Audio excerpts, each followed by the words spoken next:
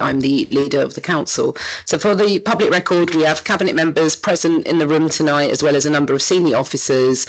Some non-cabinet members are also present, and additional officers are also joining the meeting virtually online. If any virtual attendees wish to speak, they should indicate with the yellow hand icon, and we'll put this up in the meeting. This meeting is being streamed live and recorded by the council for subsequent broadcast via the council's internet site. So can I please ask cabinet members to introduce themselves and state their portfolio, and a reminder that when any other speakers do speak, if they can introduce themselves when speaking. Sarah Williams, Cabinet Member for Housing and Planning and Deputy Leader. I'm Emily Arkell, I'm the Cabinet Lead for Culture and Leisure. Asda Over, Cabinet Lead for Communities. Councillor Seema Chandwani, Cabinet Member for Resident Services and Tackling Inequality. Councillor Ruth Gordon, Cabinet Lead for Placemaking in the Local Economy. Micah Cutter, Climate Action, Environment and Transport. Thank you, everyone. Do we have any apologies for absence tonight? We do, Chair. We've received apologies from Councillors Das Neves, Brabazon and Cowan. Thank you. Item 3, urgent business. There are no new items of urgent business. Item 4, declarations of interest. Can cabinet members please indicate if they have any declarations to make tonight? No. Item 5, notice of intention to conduct business in private, any representations received and the response to any such representation. So there were no representations received at the agenda publication stage in relation to the exec items on the agenda. Item 6, minutes. Can we confirm and agree the minutes of the meeting held on the 11th of February 2025 as a correct record? Great. Item 7, deputations, petitions and questions. There were none received. Item 8, matters referred to Cabinet by the Overview and Scrutiny Committee. There are none tonight. Item 9, which is the finance update, quarter 3. I'm going to introduce this report. My colleague, Councillor Carlin, is away at the moment, so I'm going to introduce the report tonight. So like councils across London, across the country, Haringey is facing a serious rises in the cost and need for social care and temporary accommodation. The cost of temporary accommodation in London went up by 68% last year alone. Adult social care went up 10% in Haringey. Quarter 3 report here sets out how the cost and need for local public services is changing over time. Adult social care is now projected to be almost £1 million higher than in quarter 2, with a rise in the number of people requiring support packages and the number of adults aged 50 to 64 requiring physical disability or mental health support. The day-to-day cost of our local public services in Haringey is now set to be £37.2 million higher than projected last year. We have found around £20 million in efficiency savings and have put in extraordinary measures to immediately reduce the expenditure. These measures are not ideal, but necessarily necessary to deal with the wider forces hitting local councils like ours. The housing revenue account is affected by the rising cost of repairs, the high number of voids and the number of properties that require renovation work to address with damp and mould.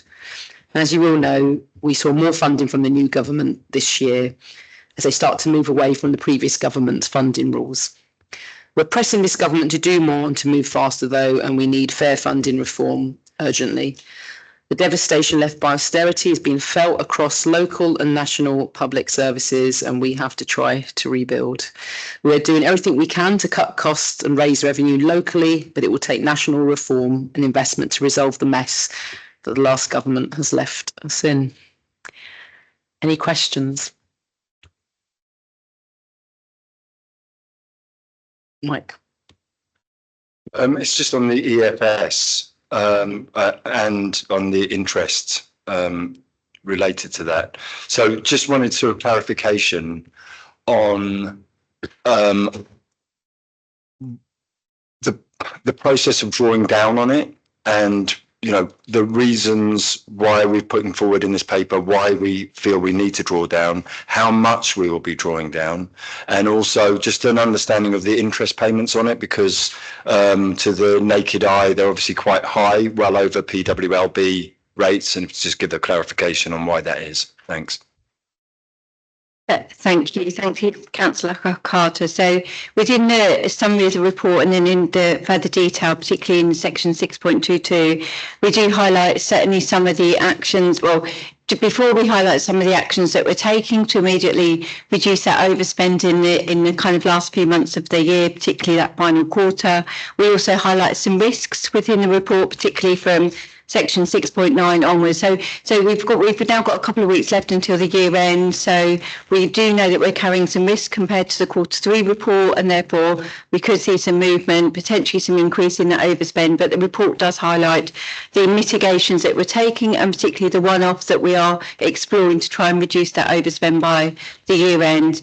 However, we have brought into the report this time that we've highlighted that there is a risk, and I'm going to say a risk and quite a high risk at this stage, that the actions that we're taking, so the one-off mitigations and the emergency response that we put in place, won't have the significant impact that we want to see in 24-25. I think it will do in 25-26, and therefore we didn't in Q2, but certainly in Q3 we have alluded to that we may need to draw down exceptional financial support for 24-25. So we were probably all sat around a similar table a couple of weeks ago where we were talking about the budget. This is in particular for 24-25. We won't know the precise amount until we close the account, so that work is underway and we'll be doing that over the next 2 months. We've taken some actions to try and minimise that, but as I say, I think a lot of the actions and the mitigations we put in place are really probably going to have an impact in 25-26. So we have the submission that we made to government was for 28 million. For up to 28 million for exceptional financial support, which we did get confirmation that they were mindful to support. That's their way of saying that they support it in principle. So we will know more. I think there's certainly some risks that we're carrying that the position could worsen, but there also is some actions that we're taking, as you can see in the report, that will bring that down. So we'll see where we settle at the end of close down. In terms of the interest rate, so we will not borrow until we have to. So we may close the year using, let's just say, a value of 10 million. We won't actually draw down that borrowing until we actually need to. So we have balances that we can use, etc. So the interest rate that we pay will depend on the interest rate of PWLB on that day that we do the borrowing. So it's currently around about 5%. It is tipping over 5% at the moment, but it is fluctuating day to day. So what we're not doing is paying premium, which we know that authorities that had exceptional financial support in previous years had to pay the PWLB rate plus 1%. That isn't the case for us. So it will be the rate that it is on the day, which is exactly the same for all our standard borrowing that we do for the capital programme. Thanks. Thank you, Taryn. Any more questions from the Cabinet? Okay, on the screen. Councillor Emery? Yeah, I'm here. Not sure if you can hear me okay.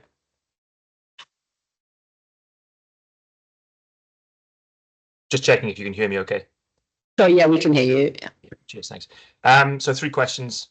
So first off, 1.6 states that the council's forecast overspend is 37.2 million. Going on to reference the possibility that this gap could be partially closed by using up to 28 million of exceptional financial support from the government. And also potential mitigations to make up the 9.2 million shortfall. Just wondering, in terms of the unapplied contingency budget and the business rates levy account surplus, so these add up just about to the required amount. Is the implication that if the council would be forced to use a section 114 notice if the overspend increases over that last quarter? So this is highlighted as a risk in section 6.1 and 6.18, or are there sufficient reserves to cover this gap if we do go over in that quarter? I realise that's quite a long question, so I'm happy to take them one at a time, or do you want me to go for all 3? Sorry, my mic wasn't on. Can you do all 3, please? Yeah, no problem at all. So 6.15, that mentions an overspend in the housing benefit budget, driven in part by local authority error in overpayments. Just wonder if you can expand on a bit on what that means. Have we been substantially overpaying to applicants, or is there a threshold by this is funded partially by the DWP and partially by the council? And the last question then, the council's debt write-offs for the past 3 years in Q3 have been 0.7, 1.7 million, and then last year 5.1. And then this year the write-off is 9.4, which seems quite high. I just wondering if we can get any information on what's caused that to shoot up so much this year.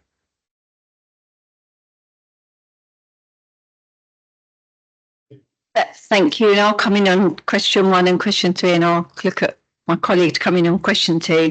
So in terms of the position, so in the same way that we have to set a balanced budget each year, we do have to also finish the year end with a balanced position as well.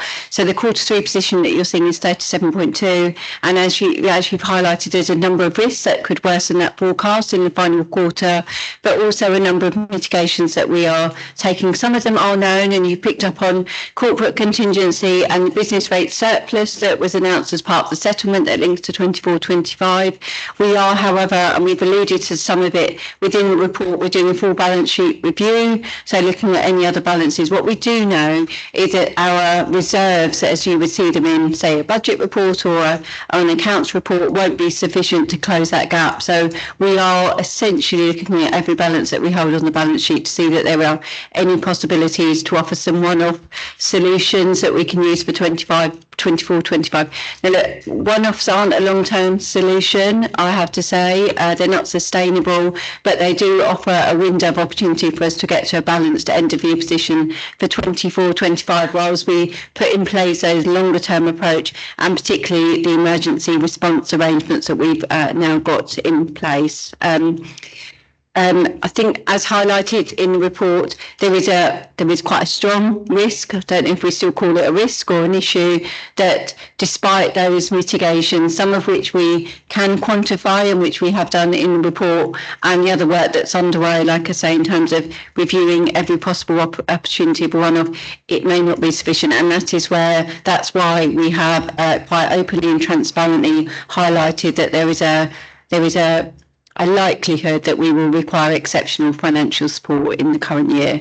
Hopefully that addresses question 1. In terms of question 3, in terms of the write-off, so the value in the current year is higher than we have seen in previous years. It is an area that has got slightly more scrutiny than perhaps maybe it has done in previous years. We do have higher levels of age debt that we would want, and we are doing that exercise to look at essentially what is recoverable and what is a write-off.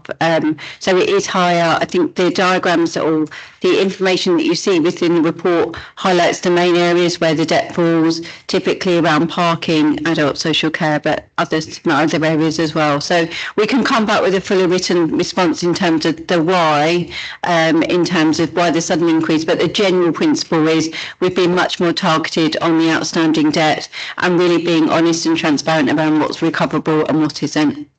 Thanks, and I'll pass over to my colleague on question 2. Yeah, hi, Councillor. So just in respect of the local authority error question, so it relates to historical assessments that were made in terms of entitlement around benefits. It's quite a complex process in terms of assessing how much somebody is entitled to. So the DWP accept that there will be a margin of error, and they fund effectively a certain percentage of error that the organisation could make in terms of that calculation of that assessment. If we go over that threshold, we're left liable for the cost of that. We do obviously try to take back or to recover any funds that we find have been overpaid, but they can be quite historical, so it can go back a number of years.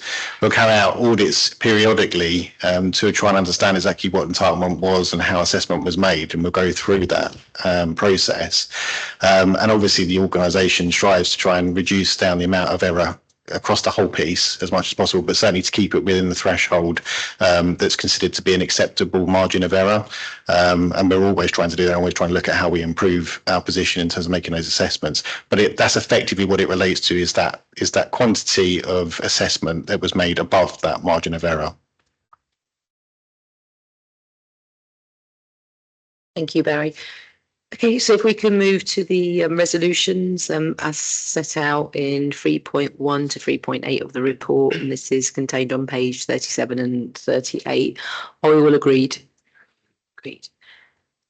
Okay, item 10, which is the corporate delivery plan performance update Q3, and I'm going to introduce this. Our corporate delivery plan sets out a highly ambitious agenda for the council, putting into effect our vision for a fairer, greener Haringey.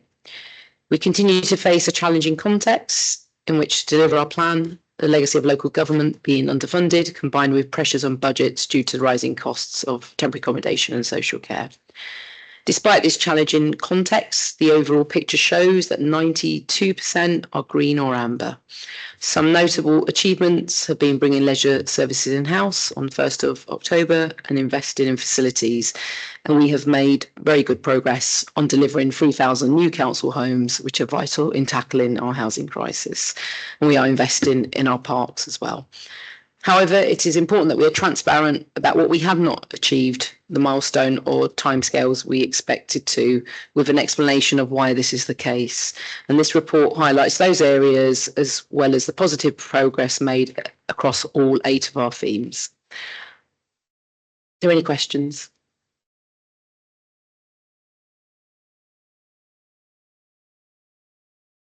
Okay, looks like straight to you, Councillor Emery. Thanks for that. 3 questions here on this one. Starting off with 2.8, it states there that the DEN is now being closed as an official programme, with the council developing an agreed approach to the heat networks programme to deliver the strategic objectives for the borough. Can you give some indication of what this means in practice and how this will affect current and future planning applications? I've seen some of them that have passed and that are currently being planned, where a developer is planning to link up to the DEN, and sometimes this is a way of showing like green credentials. Just wondering how that will affect that. Second question is in relation to the proposed retrofit on the Coldfall estate. 2.11 says that there's a risk of returning grant if enough competitions are not achieved by the end of September 2025. Just wondering if you can quantify this risk. And then the third question, there's a section on page 166, preparing for CQC assurance inspection with the aim of achieving outcome of good is given a green RAG rating, despite the fact that this inspection has occurred and Haringey received a verdict of requires improvement. Just wondering if you can explain that. Okay, thank you, Councillor Emery. I'm going to hand over to colleagues to answer these questions, all in different areas. So I'll start with Barry. Yeah, thank you. So just on the question on the DEN. So our position is effectively still that we want to try and encourage decarbonisation as much as possible, and we will look to do whatever we can moving forward, whether that's working with whatever the government brings forward in terms of the development of heat zone network, of heat zones coming forward, but also looking at what we can do with developers as they come forward with new developments around looking at alternatives to tapping into a distributed energy network where there isn't one available. In terms of sites that have already been consented on, there is still ambition to extend the existing heat network that we have within the borough currently to try and tap into where it's feasible. Where it's not feasible, obviously we'll touch back with those developers and see what alternatives there are. But there is a paper being developed at the moment that's looking at exactly those points and what the consequences are moving forward. But as I say, our ambition as an organisation still very much remains to try and continue to decarbonise and prioritise the use of green energy across the borough.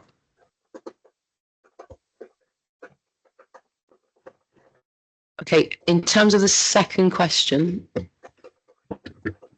I going to bring in Jonathan or Councillor Williams on that? Yeah, we didn't hear the question. Sorry, Councillor Emery, can you just repeat it? The acoustics are quite bad. We know it was related to that area, but we didn't catch the specifics. So can you just repeat the question, please? For the next set of questions, I'll put some headphones on, which should improve the mic. It was in relation to the retrofit on the Coalfall estate, 211. It says that there's a risk of returning grant if enough competitions are not achieved by the end of September 2025. Could you quantify this risk?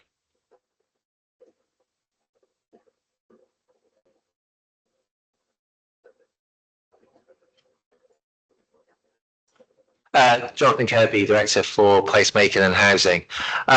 In terms of obviously not having a contractor selected at the moment, there is obviously a slim chance of us being able to deliver that number, but we don't believe that the grant will be called back. So we think that's a minimal risk there, that we'll still be able to deliver on those schemes. Thank you, Jonathan. Beverly? Thank you for the question on CQC. So the green rating reflects the direction of travel. There was a very broad timescale for the preparation for CQC inspection. We started in May of last year. The report was published in October. Sorry, the inspection took place in October, and we are very confident that the direction of travel denotes a green RAG rating status, and there's an improvement board that will continue to monitor the progress in this space. Thank you. Thank you, Beverly. Okay, so if we can move to the resolution, which is set out in 3.1 to 3.2 of the report on page 156. Do we all agree?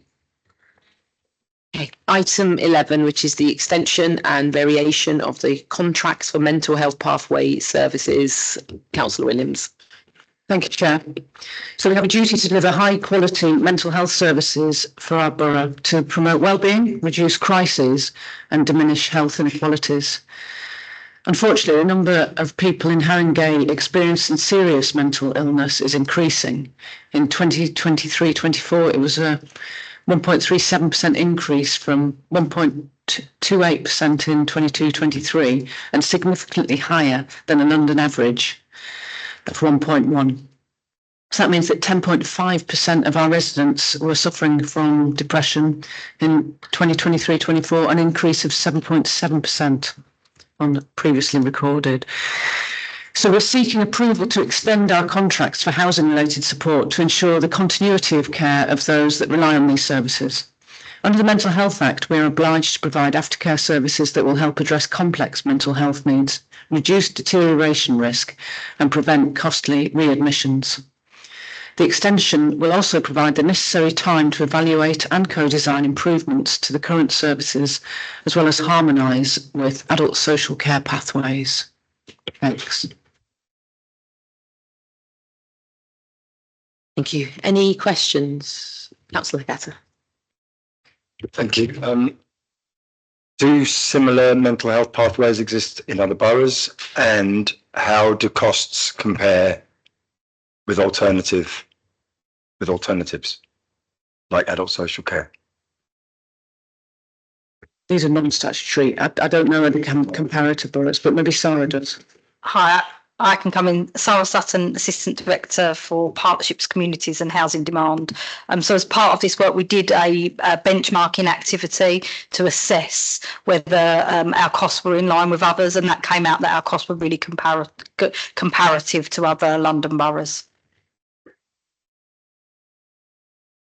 Okay, any more questions from the Cabinet? No. Okay, Councillor Emery.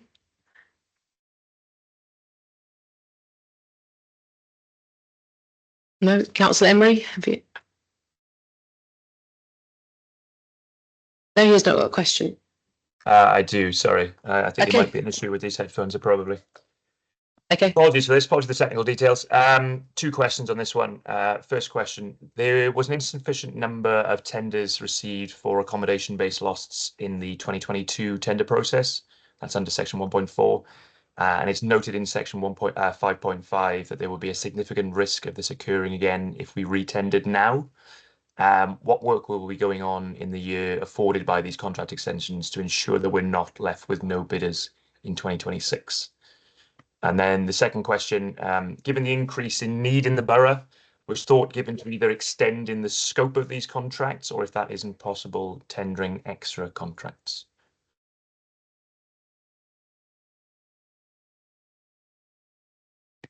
Sorry, are you coming on it? Yeah, I'll come in. And we also have a colleague, Zara May, online who can provide further detail. The purpose of, or our plans are to do a full review over the next period in relation to these contracts and to consider what opportunities there may be to look at different models of delivery. So there'll be a comprehensive review between now and any recommissioning activity, which will cover both of those points, and we will consider what is required in relation to need, demand, and also the kind of market and procurement routes. Zara, I don't know if you want to add anything. Thank you, Sarah. Yes, so we've already started engaging with the market, so our current providers, and looking at what other local authorities are currently delivering. So the reason why we wanted the 3-year extension is to provide that stability and start doing the work now to prepare the market that we are going to go out for tender in the next 3 years. So the work has already started progressing. So just to minimise the risk of potentially not getting the necessary bids coming in. Okay, thank you, Zara. Okay, if there's no more questions, we will move to the resolution after considering the exempt information at item 20. Item 12, which is the local flood risk management strategy and 5-year delivery plan. Councillor Chamwani. Thank you, Leader. In 2021, Haringey saw some of the worst flooding in a generation caused by heavy rainfall. As part of our local duty, we conducted 3 Section 19 flooding investigations. As some of you know, whilst we don't have beaches or seafronts in Haringey, we do have a lot of water running through the borough, with the River Lee, River Moselle, the New River and Moselle Brook. Most of these waterways are underground, culverted over 100 years ago. As you can see in 7.10 of the report, the Moselle is caving in parts of Tottenham High Road. And next week we will start the process of making that road safe. We know what the problems are from the Section 19 report, and we know what we need to do to defend our borough from flooding. And today I hope we approve the £4.8 million to carry out this plan over the next 5 years. Leader, I just want to take the cheeky opportunity to thank Pankit. For those of you who have met him, he's an absolute star when it comes down to knowing everything about flooding for every millimetre of the borough. And obviously Tom Henry, both Peters and Mark. Thank you, Councillor Chamwani. Are there any questions from the Cabinet? Councillor Hurtado. Thank you, Councillor. I wasn't quite sure whether you were potentially proposing the creation of a beach to add to Haringey's tourist pull from Alexandra Palace and the Markfield Beam House as well, and Spurs. Anyway, the question is actually directly on the Suds, which is a really successful, I think possibly the most sort of fastest growing rainwater garden Suds scheme in London.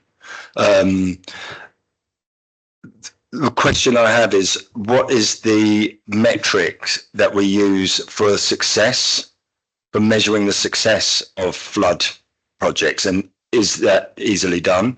And following from that, I have another one which was on the maintenance and how we manage maintenance. Is there a maintenance plan? And is there a maintenance plan really?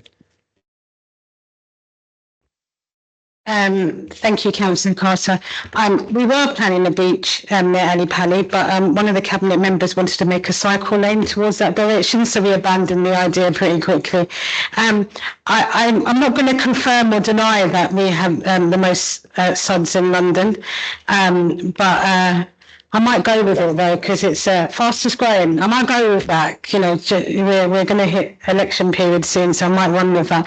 I think one of the reasons that we do have, and we are working towards getting loads of SUDs, is because of the fact that we do have a lot of waterways connected to our borough, under our borough and around our borough.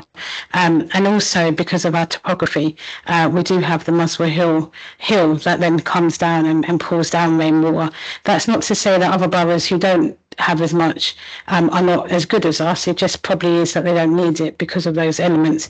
In terms of successful metrics, I could sit here and say it's been really successful because we haven't had X amount of complaints about flooding. And that's true. But we also haven't experienced the rainfall that we experienced in 2021.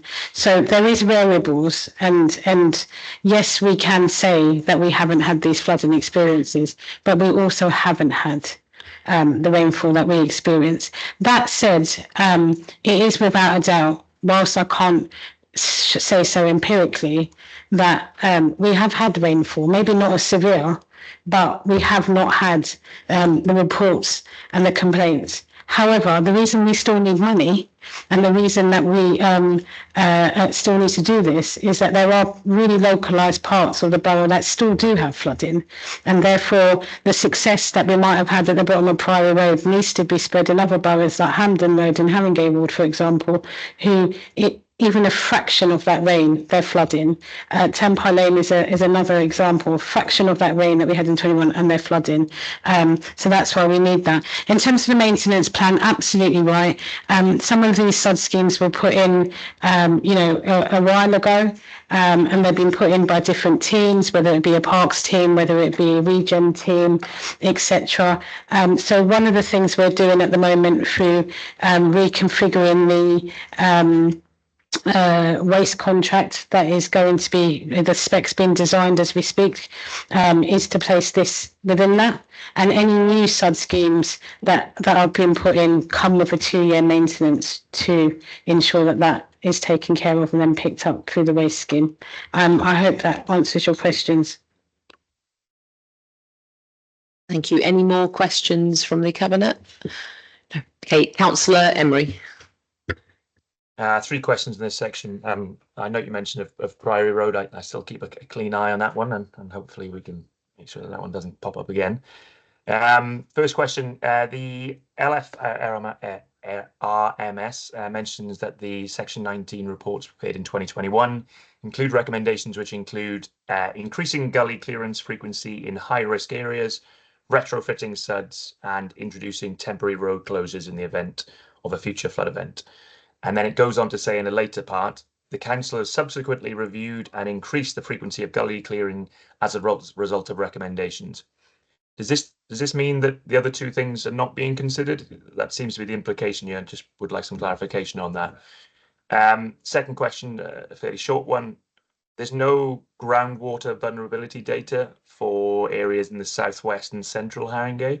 Just wondered if is there any plans to rectify these blind spots? And then the third question, section 2.5 mentions the council will continue lobbying Thames Water to upgrade their assets, but given that the company's financial position, Thames Water that is, this looks unlikely in the near term. Are there any particular areas of the borough where the decaying infrastructure is particularly concerning? If so, will those be prioritised and pushed for Thames Water? Thank you, Scott. Unfortunately, your mic went a bit funny in the beginning, but I think you gave the team a compliment about Priory Road and Park Road, which is a shame, but I hope other people at home heard it because it was nice to hear. So just a couple of things, and some of them seem to be clarity. What we are saying in the report is that after 2021, we basically cleaned all of the gullies, and we also realised that the reason it wasn't done previously is because there were parked cars there. So that was to also make sure that the cars were suspended and will come forward. Do you want me to wait for him to come back? Sorry, I thought he was back. I felt like, oh, new headphones. Yeah, I just hit 3 years of marriage, so I'm sort of used to it now, speaking to my husband and someone just walks off, but here we are. So what it's saying is that we're going to carry on maintaining, cleaning the gullies, and I think we weren't prescriptive, but we're going to carry on also suspending the bays. So I'm sorry if that came across that we're not going to do the bay suspension anymore, but of course we are, because otherwise it's a waste of time. We're going to have to keep going round. I think the rainfall data, and we can get that information to you. I think the rainfall data that we collected was really in the areas where we knew we had waterways and flood risks. But I can't really see because I need to obviously go Specsavers, but if Pankit's online, he can pick that up. In terms of is it Mark? Okay. In terms of Thames Water, we're lobbying them on various fronts. So one of the reasons we're lobbying them is their decay in Victorian system, and a good example of that is Park Road in Crouch End Ward. I mean, how many times is that going to happen, right? The other thing that we're kind of really pushing them on is all of their misconnections. And one of the things we've seen on Tottenham High Road, it hasn't contributed to the caving in of the culvert, but it isn't helpful. So there's loads of different things that are happening that we're really pushing Thames Water on. I would say there's some success there because Thames Water seems to be visiting our borough quite a lot, because we know that because we keep having to put temporary traffic lights everywhere so they can dig up. But, so there's pros and cons to it, but we are kind of really pushing them to do a permanent job and really look at what some of the issues are. If Mark can come in about the rainfall, that would be really great. Just to say, it's groundwater, not rainfall. Yeah, but I didn't quite catch the question on groundwater, Councillor Emma. Could you repeat it, please? Yeah, and again, apologies for the headphones. Hopefully these ones are better. Why is there no groundwater vulnerability data for areas in southwest and central Haringey, and are there plans to rectify these blind spots? I think it's because there's no vulnerability over there in relation to groundwater because of the levels, because the west of the borough and the south of the borough are higher than the east. So the groundwater issues are flagged up in the local flood risk management strategy anyway. So there's basically no issue to address there in terms of groundwater, so we don't need to cover it off. Thank you, Mark. Okay, so if we can move to the resolution as set out in 3.1 of the report, page 230 to 231 of the agenda, we all agreed. Agreed. Thank you. Item 13, which is Tottenham Green Leisure Centre. This is phase 2 of the year 1 works. Councillor Arkell. Thank you. I'm seeking Cabinet approval to award a contract for the sum of £687,418.82, plus a 10% contingency for phase 2 refurbishment of Tottenham Green Leisure Centre. Building condition surveys undertaken at the Leisure Centre have identified urgent works following the insourcing of the site on the 1st of October 2024, which is exactly 169 days ago. These works include essential repairs to the building to prolong its economic life and to redecorate, upgrade the changing facilities, the public access corridors and staff areas to ensure visible improvements and compliance with the Equality Act of 2010. These are the second round of improvements which will enable greater use of Tottenham Green by a wider group of residents and support them to pursue and maintain a healthy and fulfilling life with dignity by staying active and connected with their community. Thank you, Councillor Arkell. Are there any questions on this item from the Cabinet?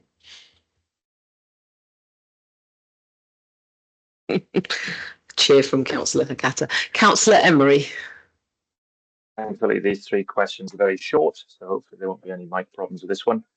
Why are works being funded through the general fund rather than the capital account? First and foremost. The second question is the fact that the centre is in a state of disrepair the fault of the council or a fault of the previous contractor Fusion? And the third question, when will the forward maintenance plan be put in? So I didn't hear the last question. Could you repeat it, please? Yeah, I can. When will the forward maintenance plan be put in place?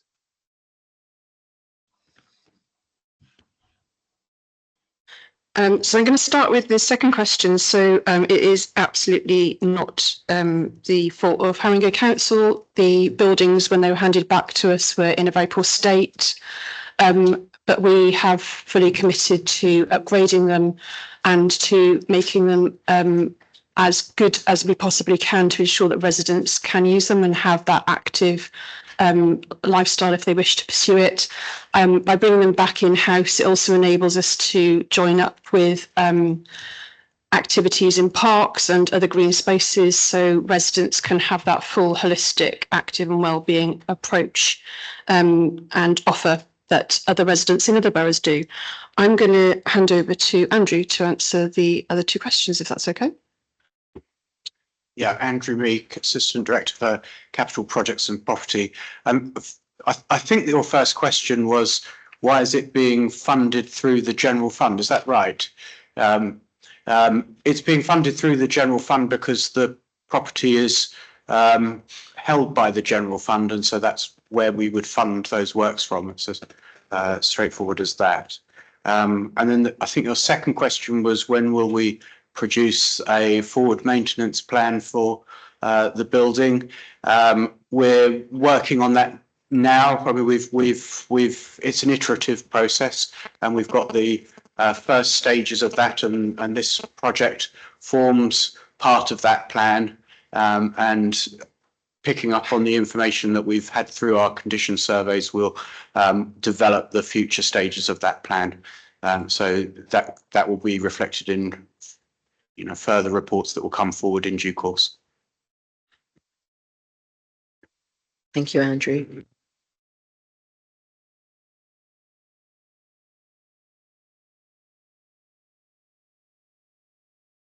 If I can move to item 14, which is the Haringey Local Development Scheme. Councillor Williams. Thank you. So in the local development scheme, we're setting out our commitment to submit the draft of our local plan by summer 2026 and to adopt the final version by February 2027. So the local plan sets out a framework for placemaking and managing new developments in the borough, making it a key component for the delivery of our borough vision and the Haringey deal. Since our existing local plan was adopted in 2017, we've seen a number of significant changes, including the COVID-19 pandemic, the adoption of a new London plan, and our declaration of a climate emergency. And we've revised the strategic aspirations for Haringey. We need a local plan that answers these new challenges and delivers on our vision of what we want for our borough by 2035. The local development scheme builds on our first set of consultations with residents in 2021, with a second set in July-September 2025. It's important that we demonstrate to residents our intent to deliver the new local plan and ensure we hear everyone's voice, including the voices of those that are too often overlooked. Thank you. Thank you, Councillor Williams.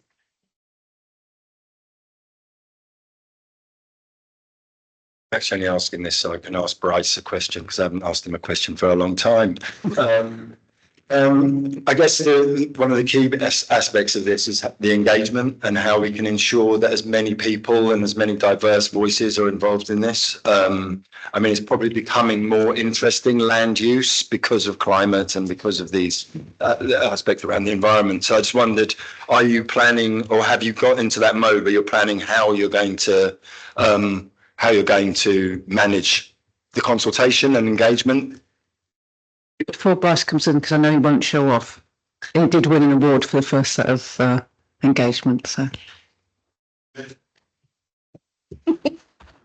Thank you. So, yeah, it's really important that we speak to as many people as possible. So we accept that challenge. We're at the early stage at the minute of preparing a communications and engagement plan. When we bring the draft local plan to Cabinet in the summer, it will be accompanied by a very detailed comms and engagement plan, and we welcome your feedback on that in due course. Any more questions from the Cabinet? No. Okay, Councillor Emery. Two questions on this one.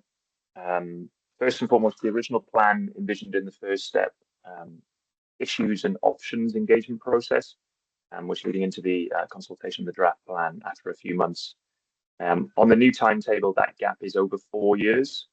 I was just wondering, do you consider that the results of the issues and options consultation is still going to be relevant and up to date, given that the consultation period ended back in February 2021?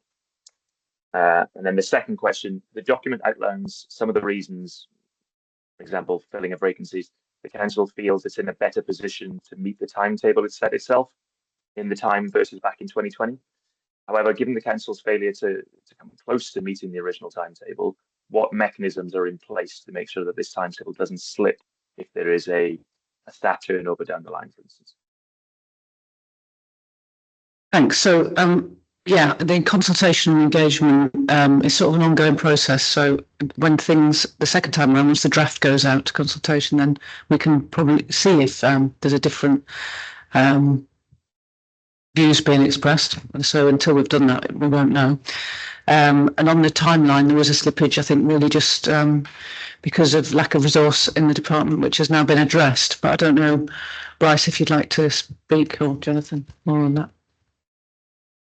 Yeah, thank you for the question, Councillor Henry. So on the first point, so issues and options conversation was some time ago, so we do recognise that whilst we haven't done a formal consultation over that period, we have still had a lot of contact with a variety of stakeholders, so it's been an ongoing dialogue.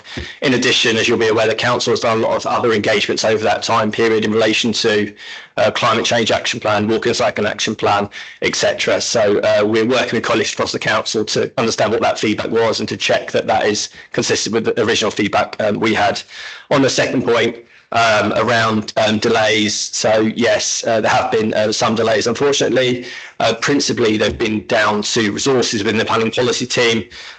This was an issue raised via the planning service peer challenge in response to the recommendations from that independent report. We've now got a fully resourced planning policy team in place as of around 6 months ago. So we're ready and resourced to move forward now. In addition, in the current budget context, we've tried to do as much work in-house as possible in order to save the council money that would otherwise be spent externally. So doing that work in-house means that there have been some delays in that regard. Thank you, Bryce. Okay, before we move to resolution, there's been a slight, we need to make a slight amendment. So recommendation 3.1 is required to be amended to reflect the calling period of 5 clear working days following the decision. Therefore, I propose that we amend the recommendation to approve the revised local development scheme, Appendix A, for publication after the conclusion of the calling period following the decision as noted and endorsed by the Strategic Planning Committee. Does it run into it? Okay. So following this amendment, do we agree the resolutions as set out in 3.1 of the report? And this is on page 316. Do we all agree? Agreed. Thank you. Item 15, which is the contractor selection for new council homes on Lansdowne Road sites, N17. Councillor Williams. Thank you. So I'm pleased and delighted to recommend that the Cabinet approves the proposals to build 37 brand new energy efficient council homes, providing much needed high quality and affordable housing for local people, including families and those with disabilities. Now, as we know, housing is an absolute top priority for Haringey, and that's why we've committed to delivering 3,000 new high-quality council homes for local residents by 2031. I mean, this is the biggest council house building effort in generations, and the need for new affordable homes is urgent and just increasing. The wait time for residents on the housing register for 2 or 3 bedroom houses is between 4 and 13 years. So I can't say strongly enough how delighted I am that this on Lansdowne Road development is going to enable us to provide much needed stable homes to those living in temporary or overcrowded or in other ways unsuitable accommodation. And out of these 37 properties, 27 will be 2 bedroom, with 3 of those being fully adaptable for residents with disabilities, and 3 will be 3 bedroom homes. In addition to housing, the development will feature play facilities and additional trees, planting and seating areas for old and new residents alike to enjoy. Additional cycle storage and enhanced refuse and recycling facilities will also address concerns of existing residents. And as a landlord, Haringey Council has the responsibility to ensure energy bills are fair and affordable for our tenants, and that our homes allow us to reach our net zero carbon aims. The environmental benefits of the proposed homes, including cost-saving energy efficiency measures, meet the Mayor of London's high housing design standards and our own exacting sustainability targets. So I hope you'll approve this contract. Thank you. Any questions? Councillor Heckath. I love the fact that we're building like not just council homes, but real quality, sustainable council homes. That's amazing. So, yeah, exactly. So my question is, so we've got the fastest growing school streets programme in the country. We've got potentially the most expensive SUDS programme in the capital. Is this the most ambitious council house building programme in London? Confirm or deny? Yes. I mean, having been at a council housing summit in Sheffield last week, where local authorities up and down the country met to speak of the challenge faced by local authorities in building social homes, it became very clear that we seem to have managed to overcome some hurdles that most other local authorities don't seem to have managed to do. So to that, we're very grateful to the team and to the Mayor of London for putting his faith in us to actually deliver. And I think we can see that that is what we're actually doing. Councillor Over. Thank you, Chair. In terms of mitigations, what mitigations are in place? Should there be any difficulties in the contractor meeting its legal obligations or having any financial troubles in future? Well, we have a crack team that, procure properly and we do our best. I don't think, I'll let them come in, but I don't think you can ever be absolutely 100% sure on any of these, but all you can do is all your procurement properly. And make sure that you get the right people bidding. But I'll let the guys come in. Like Councillor Williams said, you can never fully mitigate against contractor failure. But what we do is we'll make sure we have a fixed price contract so that, should costs rise, we're protected against that cost rise. We pay as the works go on. So we're only ever paying for works that have been carried out. And we do keep retentions as well. So generally, depending on the scheme, there are different levels of retention according to risk. But so those three things do help mitigate our risk. We also tend, in most contracts, we'll have either a performance bond, which if the contractor goes insolvent, gives us 10% of the contract value back, or have a parent company guarantee, where that's more advantageous to us. So we have a range of ways in which we protect ourselves. Nothing is 100%.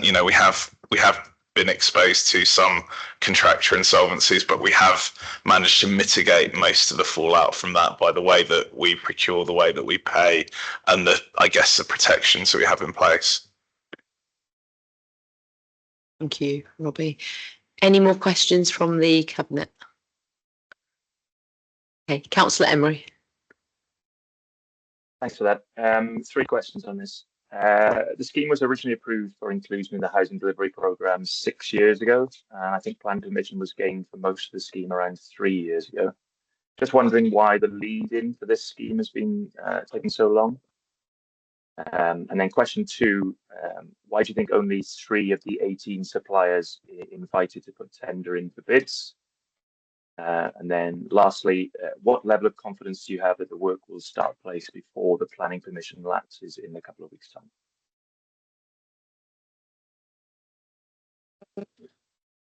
I couldn't actually get question number 2. I assume the sort of predates me 6 years ago, so let's let the team come in on that, but I think that's just because of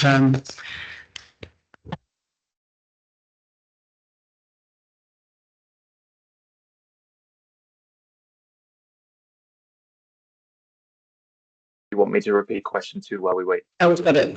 Thanks. And Robbie's going to come in on the more. Yeah, so on the first question on why did it take so long, we were in a position where we've had some viability challenges with the scheme, and so we've had to do some value engineering.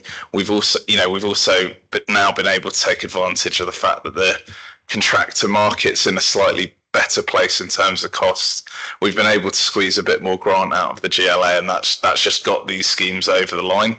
And so I guess that's the main reason why it's difficult. It's a bit fiddly. It's essentially 4 different sites with 4 different planning permissions, which are over other sides of the road, which make it slightly more difficult to construct than other schemes, which is why it's always been a bit of a challenging one to take forwards. But we're really, really pleased to now get to a place where we do have a viable scheme and we can deliver much needed homes for Haringey households here. The second question was just, that was about the selection from 18 to 3. That was on the basis of responses to a questionnaire. It's fairly standard for our procurement processes and in line with the CSOs. And then the last question was around making sure that work started. Yes, so we have outside of the contract, we have another arrangement for ensuring that the works to trigger the planning permission will happen imminently.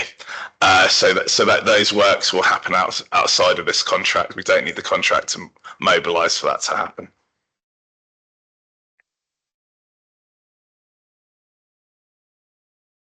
Thank you very much. Hang on. So we will return to the resolutions on this after considering exempt information at item 21. So if I can move to item 16, which is minutes of other bodies, can we please note the minutes of cabinet member sign-ins from pages 647 to 670? Can we note these, please? Thank you. Item 17, significant and delegated actions. Can we please note the decisions taken by directors on pages 389 to 392? Can we please note these? Sorry. Can we just double check the cabinet member sign-ins, because I think one of these needs to be looked at. I think on the 5th I done the parking and I done the enforcement powers. I didn't. Sorry, it's just. Okay, we're just going to check that. Was we actually, sorry, did we do 17? Yes, we did. So item 18, new items of urgent business. There are none. Before I move to exclusion of the press and public, just to say that rather sadly tonight is the last cabinet that Beverly Tarker, our Director of Adults Health and Communities, will be out. So Beverly, I'd like it on record, and I'm sure everyone will join me in that, in saying a big thank you to you. You've been with us for 30 years, and I know we'll get to say a proper goodbye to you tomorrow, and I'll try not to be emotional, I promise. But thank you for everything that you've done. It's been very tough for adults of the past 10, 15 years, and you've handled it marvellously. So thank you from me, and thank you on behalf of the whole cabinet.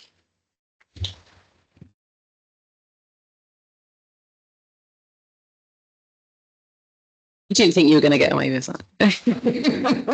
All right. Now, if I can move to exclusion of the press and public. So items 20, 21, 22 allows for consideration of exempt information in relation to item 11, 13 and 15. So can I move that the press and public be excluded from the remainder of the meeting to consider this exempt information as defined under paragraphs 3 and 5, part 1, schedule 12A of the Local Government Act 1972. Do we all agree? Thank you. Okay, so I'm going to formally close the public section of the meeting.